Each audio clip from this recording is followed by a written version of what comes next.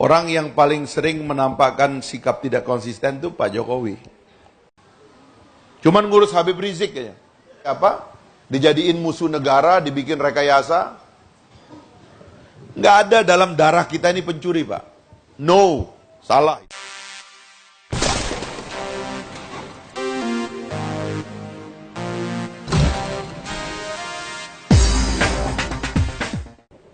Orang yang paling sering menampakkan sikap tidak konsisten itu Pak Jokowi. Makanya kalau Anda periksa semua janjinya itu tidak ada yang dipenuhi. Ya. Dia janji membuyback Indosat, bukan buyback Freeport. Kenapa Indosat dia tinggal padahal itu dia janjikan? Kenapa Freeport? Karena kepentingan untuk divestasi Freeport bukan kepentingan bangsa kita, tetapi kepentingannya Freeport. Tapi kepentingan dia sebagai orang yang berjanji kepada rakyat untuk mengambil saham Indosat, dia tidak penuhi. Kenapa? Karena kepentingan mengambil Indosat adalah kepentingan Republik, sementara kepentingan divestasi Freeport adalah kepentingan Freeport. Karena dia jatuh tempo 3 tahun lagi, 2 tahun lagi malah. Ya. Dan itu menakutkan mereka.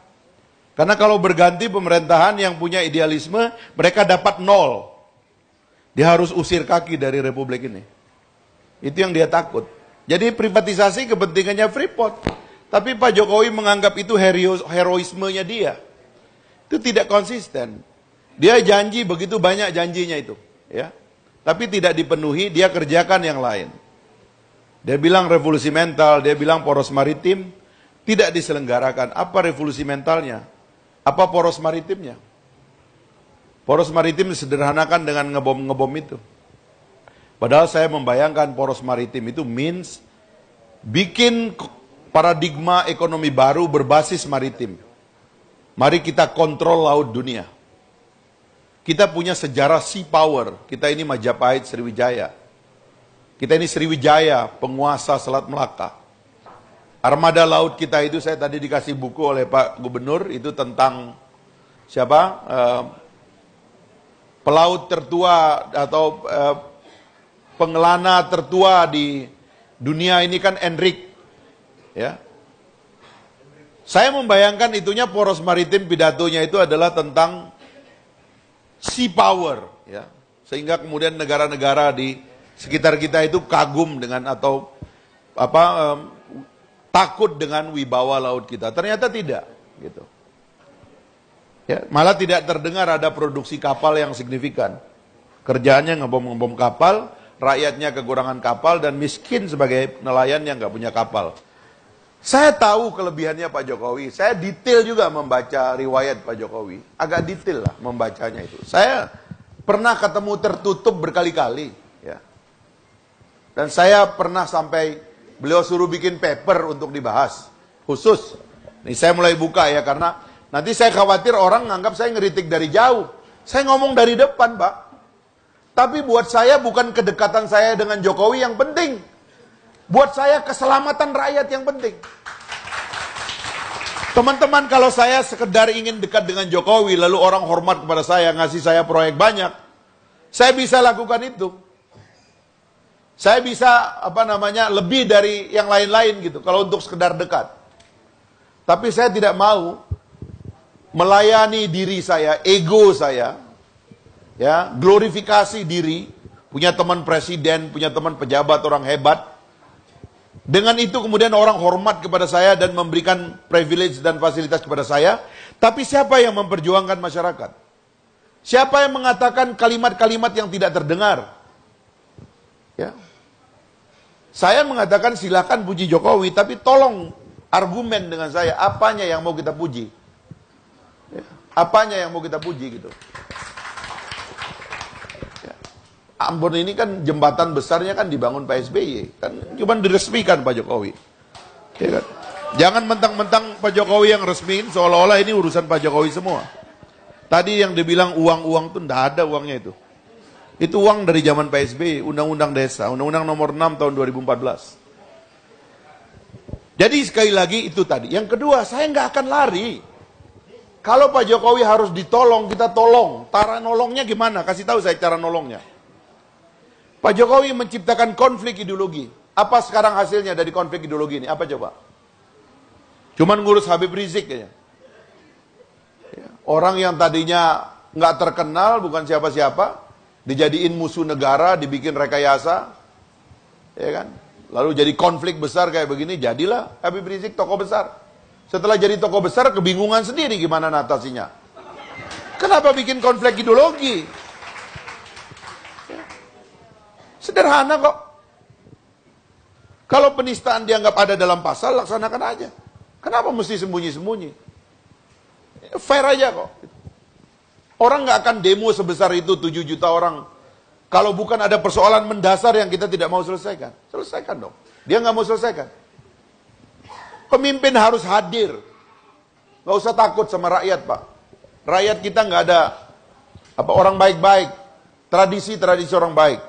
Orang sopan semuanya. Nggak usah takut sama rakyat Indonesia. Orang Indonesia bening nuraninya. Ya. Nah, itu masalahnya Pak Jokowi. Saya mau nolong, apa yang mesti ditolong? Caranya gimana?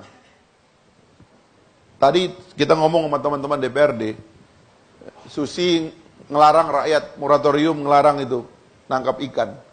Janji di depan DPRD, di depan Forkopimda Paripurna, mau ngasih uang 1 triliun. Bohong. Ya, ini udah mau tutup tahun, udah mau selesai, dia nggak kasih apa-apa, bohong kok. Jadi kalau orang yang bohong kepada Anda aja mau Anda mau bela, bagaimana dong saya? Gitu. Ini bohong kok. Dan ini ngawurnya banyak. Ini bikin sale-sale ini pakai Ranger. Apa hasilnya coba? Ya kan? Pencitraan kan itu, ya. Jadi ada problemnya. Saya mau buka ngomong, dan saya bukan cuma begini di sini, Pak. Saya di meja presiden saya ngomong. Soal tadi ada Pak siapa tadi yang bicara soal koruptor. Saya ngomong terakhir itu yang Anda lihat, saya netizen pendukung Pak Jokowi tiba-tiba senang karena saya duduk seperti orang sopan di depan Pak Jokowi di rumahnya Ketua DPR waktu buka puasa. Karena saya dipaksa oleh Ketua DPR harus duduk di samping Presiden. Duduk saya. Dan saya setiap duduk sama Presiden, saya nggak ngomong masalah pribadi, saya ingatin dia. Pak, misteri buat saya. Bapak udah belanja menggelontorkan uang begitu banyak katanya untuk infrastruktur. Pertumbuhan ekonomi 5% ke bawah. Pasti ada yang menahan. Kita ini sedang menikmati demographic bonus. Jumlah angkatan muda yang haus akan kerja, ya, yang ingin mengeksploitasi republik ini, jumlahnya lagi terbanyak sepanjang sejarah kita. Demographic bonus. Cuma mereka bingung gimana caranya tertahan kaki kita ini untuk berusaha.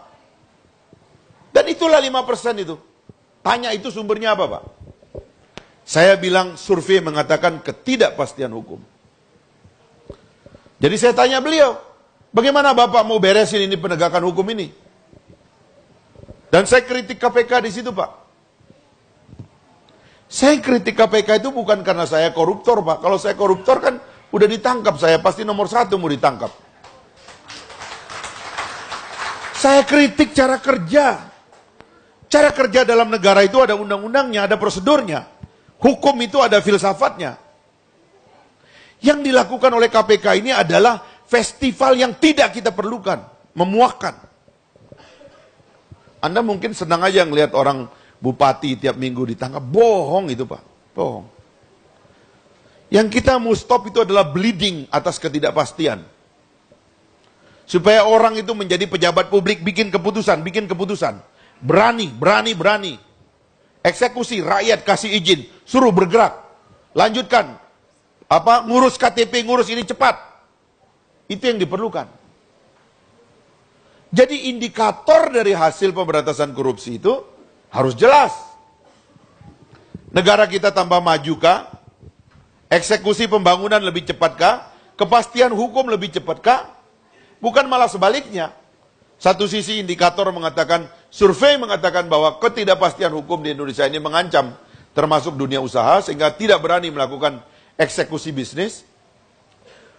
Tapi di sisi lain kita melihat ke orang ditangkap setiap hari. Jadi apa yang terjadi? Ini yang saya katakan, inilah kecurigaannya Trevor Aronson, ya, seorang wartawan yang menginvestigasi kerja negara. Sebab kadang-kadang negara menciptakan masalah supaya negara punya kesibukan untuk menyelesaikan masalah. Bukan semata-mata karena masalah itu ada, tapi dia ingin menciptakan masalah supaya dia bisa ngabisin APBN untuk menyelesaikan masalah yang dia buat. Dan kita disuruh tepuk tangan, saudara-saudara sekalian. Sedih kita. Itu yang saya kritik, Pak. Maka saya bilang, saya kalau jadi presiden ya, ini saya ngomong begini ini untuk ini sebenarnya, bukan sombong ini. Tapi ini untuk meletakkan diri dalam posisi bahwa the power of the president itu luar biasa. Sehingga saya bisa mengatakan kalau saya jadi presiden, di tempat lain saya mengatakan 1 tahun korupsi hilang, Pak. Karena korupsi dihapus di Indonesia ini gampang banget. Nggak ada dalam darah kita ini pencuri, Pak. No, salah itu. Kultur kita itu kuat sekali. Kita nggak suka mencuri, Pak. Kita nggak suka cheating, Pak. Kita ini fair bangsanya. Kita ini diajarin puasa, diajarin pengawasan Tuhan. Mustahil, Pak. Tapi kenapa tenaga sosial ini, tenaga agama, tidak bisa dipakai untuk memberantas korupsi? Karena nggak tahu, otaknya nggak ada. Saya bilang kalau jadi presiden, setahun saya selesaikan. Bahkan ini karena di Ambon, kita diskon 2 bulan. 10 bulan kita selesaikan ini korupsi, selesai kok. Ini soal gampang, Pak. Abjadnya ada, itu kontrol panelnya ada, gampang itu. Cuman negara membuat ini semua menjadi fiksi, Pak. Seolah-olah ini mustahil di stop. Tiap hari berkelana, hari ini di mana? Labuan Batu. Kemarin di Aceh, besok nanti kemana lagi? Keliruan ini.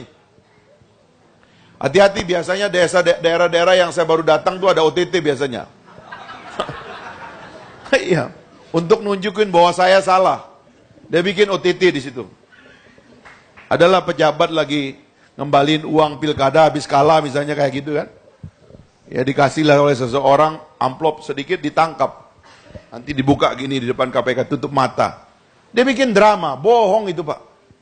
Itu bukan yang kita cari. Yang kita cari bagaimana ada kerugian negara 185 triliun di Freeport, tidak ada satu tersangka. Bagaimana Senturi 6,7 triliun, sampai hari ini banknya kita nggak tahu sudah kemana itu Bank Senturi. Tidak ada tersangka. BLBI, main-main aja ini penyidikannya. Nggak jelas. Begitu menyentuh orang-orang besar nggak bisa disentuh. Kan itu yang kita cari, kerugian negara, Pak. Hak publik. Kalau soal moral orang itu, Pak, yang saya bilang tadi itu, nggak bakalan berhenti sampai kiamat orang terima uang, Pak. Nggak bakalan berhenti. It's morality.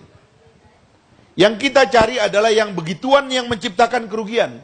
Makanya kita trace-nya dari kerugian dulu. Mana temuan BPK yang mengatakan di situ ada kerugian? Trace itu, pasti ada sogok di dalamnya. Begitu cara kerjanya, bukan dia pakai ilmu malaikat, dia ngintip-ngintip orang, dia tangkap kiri kanan, gak selesai, sampai kiamat.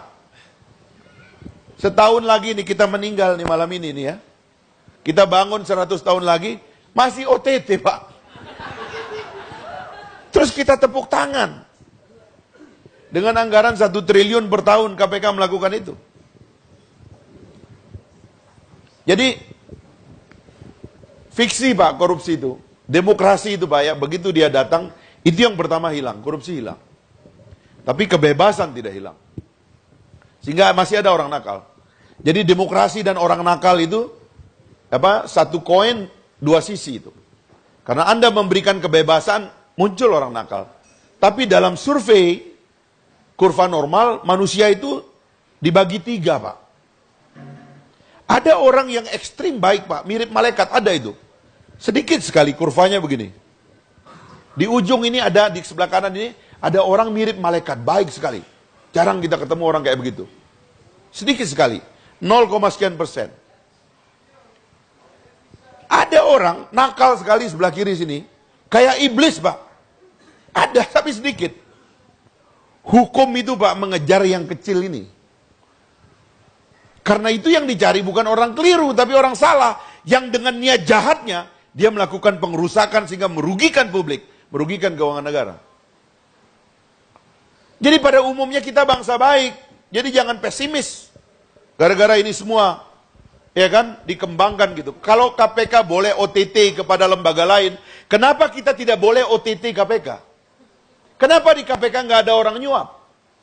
Kenapa di tempat lain, di kepolisian sudah, di kejaksaan sudah, di Mahkamah Agung sudah, di DPR sudah, DPD sudah, daerah sudah. Kenapa sudah OTT? Kenapa KPK tidak ada OTT? Karena dia tidak disadap. Dan kelembagaan negara lain tidak ditugaskan untuk menyadap dia. Siapa bilang? Saya tahu kasus-kasus mangkrak itu ada dalangnya di sana. Kenapa reklamasi 500 triliun tersangkanya cuma satu orang anggota DPRD dari Partai Gerindra? Mana bisa ada reklamasi 500 triliun, berdiri 800 bangunan di atasnya tanpa izin satupun, tersangkanya nggak ada. Siapa yang melindungi itu? Saya tahu cukong-cukongnya dan calo-calonya. Dan itu berkentayangan di dalam KPK.